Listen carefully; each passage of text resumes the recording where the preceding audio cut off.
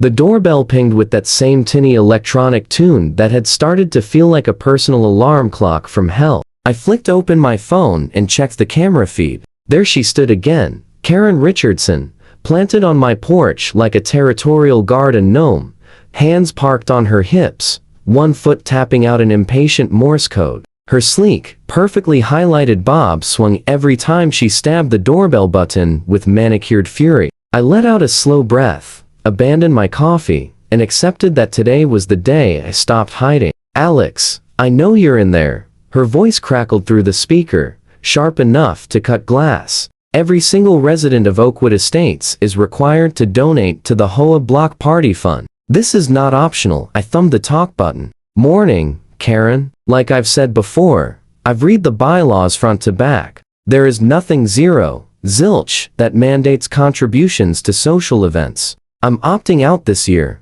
Her eyes widened, and her mouth twisted as if she'd bitten into something sour. "This is about community spirit. Every other neighbor has paid their fair share. Who do you think you are?" "A homeowner who can read," I answered, keeping my tone flat and even. It only made her angrier. Her face flushed crimson as she shoved a clipboard toward the lens. "This is my third visit. Your name is the only one without a check mark. Do you really want to be the neighborhood cheapskate? Have a lovely day, Karen." I killed the mic and watched her storm down the walkway, designer sandals smacking the pavement in righteous fury. At the curb, she spun around for one last venomous glare, then marched across the street to her immaculate colonial palace, with its lawn so perfect it looked airbrushed. I had no idea this was only the opening act of the most legendary HOA meltdown our little suburb would ever witness. I'd moved into Oakwood Estates exactly 3 months earlier, drawn by the peaceful cul-de-sac, tidy houses, and a backyard big enough for the dog I kept meaning to adopt. 3 bedrooms, short commute, decent schools nearby, perfect on paper. Sure, there was an HOA, but I figured that just meant no rusting cars on cinder blocks and hedges trimmed into submission. I never imagined Karen Richardson, self-crowned empress of festivity, who ruled the social committee like it was her own private fiefdom. Within days of closing, a 3-inch binder arrived, welcome packet, bylaws, rules, and a pastel calendar of voluntary events. The word voluntary was printed right there in 12-point font, yet somehow Karen had missed it. I'd already made small talk with the Johnsons next door and waved at the sweet older couple across the street, but I'm wired for quiet evenings and didn't sign up to be anyone's block party mascot. Then the first email landed, mandatory summer block party contribution 100 due.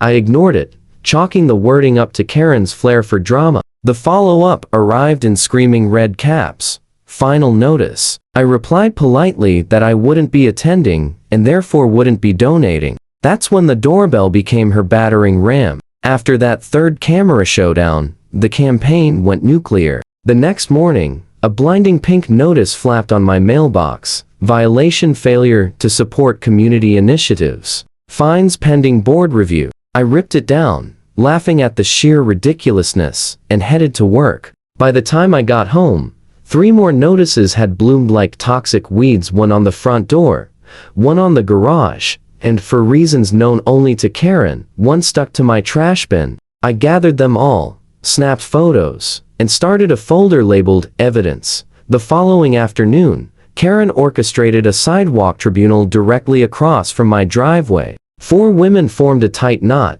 shooting glances at my house while trading whispers loud enough to carry. "New guy. Thinks he's special. Rules don't apply." I waved as I grabbed the mail. Debbie, at least I think that was her name, looked mortified and flicked a guilty half-wave back. That evening, at precisely 7:15, the bell rang again. Karen stood flanked by her husband, Bob, a thin, bespectacled man, who always looked one stern glance away from apologizing for existing. "Alex, this has gone far enough," Karen announced in the tone people use with toddlers who won't share toys. "The party is next weekend. We can't finalize the budget until you pay your $100. I stepped outside and closed the door behind me. "Karen, listen closely. I am not coming to the party. No rule requires me to fund the party. I am now formally asking you to stop coming to my home about this. We'll fine you, she snapped, voice climbing. The board can levy fines for non-compliance. Non-compliance with what, exactly? Show me the bylaw. Bob reached for her elbow. Karen, we should. No. She shook him off. He needs to learn how things work here. Everyone pays. Everyone participates. That's how we keep property values high. Conversation over, I said, turning back to the door. As I stepped inside, Day heard her hiss. You'll regret moving here, Alex. We protect our own. And people who don't fit and don't stay long. It sounded like bluster, but the hair on my neck stood up anyway. I double-checked every camera before bed. The next couple of days stayed quiet, and I let myself hope she'd finally backed off. I was wrong. Thursday evening, I pulled into my driveway, and Karen materialized from behind her SUV like a budget horror movie jump scare. Phone already up and recording. You think you're so smart, don't you? She crowed to the camera. The neighborhood deserves to see what kind of selfish freeloader we have living among us, someone happy to enjoy everything Oakwood Estates offers but too cheap to contribute a single dollar. I stayed in my car, window cracked just enough to talk. Karen, you're blocking my driveway. Move the SUV and stop recording me. Oh, now suddenly you care about rules? She sneered. What about basic decency? Every single neighbor donated. Even the Robertsons, on a fixed income, scraped together $50. I said nothing. I pulled out my own phone and hit record. Her eyes flashed, and she surged forward, jamming her lens almost against my glass. See this, everyone? Now, he's harassing me. This is the kind of person living among us. I eased the car backward, threaded around her vehicle, and rolled into the garage. As the door lowered, Karen actually tried to duck under it, still filming, until the safety beam froze the door and forced her to jump back. This isn't over, Alex. Board meeting tomorrow night, and your name is at the very top of the agenda. My security app woke me at 5:30 a.m. with a motion alert. I opened the feed to watch Karen scattering dozens of block party flyers across my lawn, my house number circled in screaming red. Then she yanked a black trash bag from her designer purse, stuffed it beneath my porch steps, glanced around like a bad spy, and scurried back across the street. That was the moment the leash snapped. I called the non-emergency line, laid out the whole saga, and asked what came next. The dispatcher sounded almost relieved when I said I had everything on video. He promised an officer that morning and suggested a formal harassment report. By 9, I'd burned every clip onto a thumb drive and laid the timeline out on my kitchen table. Officer Rodriguez scrolled through it all, eyebrows climbing higher with each new outrage. And this is from 5:30 this morning, I said, playing the lawn littering and porch stashing footage. She hid a bag of spoiled food under my steps. I'm actually worried about what comes next, Rodriguez nodded. You've documented this perfectly. That's harassment, trespassing, and littering at minimum. We need to talk to Miss Richardson. Any idea when she's usually home?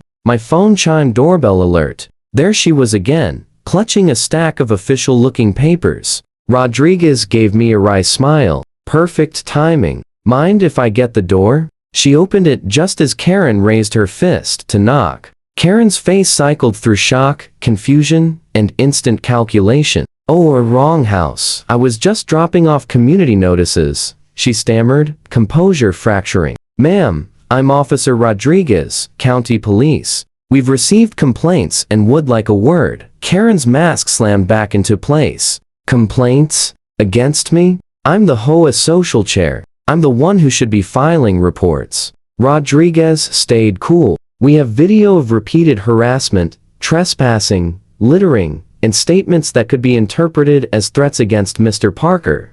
That's ridiculous. I'm performing my board duties. He's the one refusing to follow community standards. Her voice climbed, drawing neighbors to their windows like it was pay-per-view. Ma'am, please lower your voice, Rodriguez said. Can you show me the section of the bylaws that makes social donations mandatory? Karen's cheeks went scarlet. It's implied. Everyone understands how things work here. Implied isn't enforceable. Rodriguez's tone stayed level. I'm instructing you to stop all contact with Mr. Parker and remove every notice you've posted." Instead of retreating, Karen doubled down catastrophically. She jabbed a finger an inch from Rodriguez's face. "Do you have any idea who I am? I'll have your sergeant on the phone in 30 seconds. You have zero authority over HOA business." Rodriguez straightened. "Step back and lower your hand, ma'am. Harassment and trespassing are absolutely police matters." Karen didn't step back.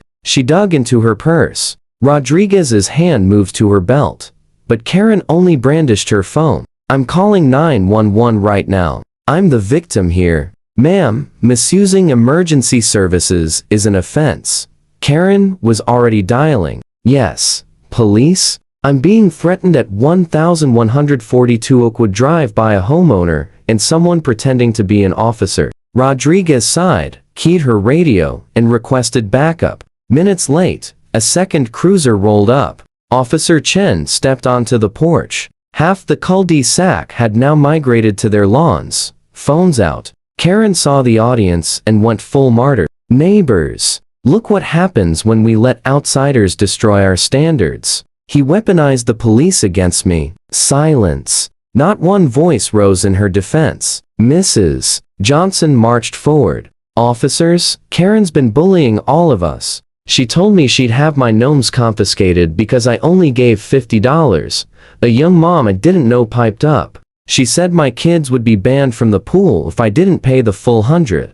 More stories poured out, extorted donations, threats, lost checks that magically reappeared once people paid twice. Karen's face went from red to purple as her empire crumbled in real time. "You people are ungrateful. Everything I've done was for property values." When Officer Chen moved to guide her toward the cruiser, Karen jerked away and slapped his hand hard enough to echo. "Don't you dare touch me. I know my rights." Chen didn't flinch. "Karen Richardson, you're under arrest for harassment, trespassing, disorderly conduct, and assault on a police officer." The cuffs clicked. Karen shrieked about bylaws and betrayal all the way to the car. The entire block watched in stunned, glorious silence as the cruiser rolled away. Mrs. Johnson turned to me, is shining. 5 years we've endured her. Thank you.